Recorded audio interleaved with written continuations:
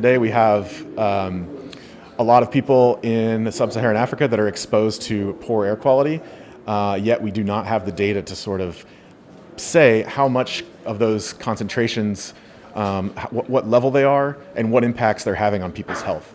So my work is to essentially try to help close that data gap by collecting data, by empowering local stakeholders, local universities, local scientists, local government agencies, empowering them with the knowledge and the skills and the equipment necessary to start to measure their air pollution and to start make a difference in sort of what can be done about this problem. Just how frequently the air pollution is at exceeding kind of what are known as the healthy levels.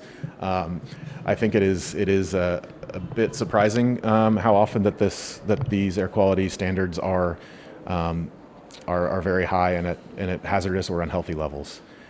So that was a bit surprising and stood out. But I also think that, on a more positive note, something that has stood out has been the tremendous amount of interest and enthusiasm locally among local Ghanaian stakeholders, whether it's scientists or just average citizens or health experts, any type of folks. What has really stood out on a more positive note has been the enthusiasm and the commitment and the will to sort of address and start to improve this issue. There's a lot of things that could be done, and there's a lot of things that in a perfect world could be done, but you have to understand the situation. You have to understand that this is not a place that has as many resources, and it doesn't have as many ability as, say, the United States at perfectly addressing the problem.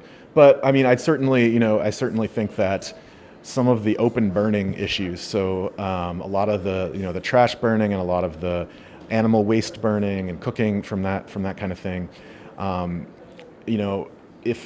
if the government or if the agencies were able to sort of help sort of avoid that issue by promoting other ways to dispose of waste, to a better waste management policy, I think that would go a long way in improving air quality, but also improving other issues as well, sanitation, water, all these things. So I think, the thing you can do is just make yourself aware. The citizens can make themselves aware. They can access data publicly available online. As I mentioned in my presentation today, there's a wealth of data that's only recently becoming more available, but it is now.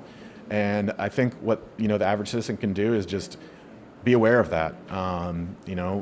Access the internet if you can, and see, and go to your local library or something like that, and access the internet and be able to see that the air quality is poor. And as you learn that, as you obtain that information, that can empower local citizens and people to demand change from the government or from the people that are responsible for the air pollution.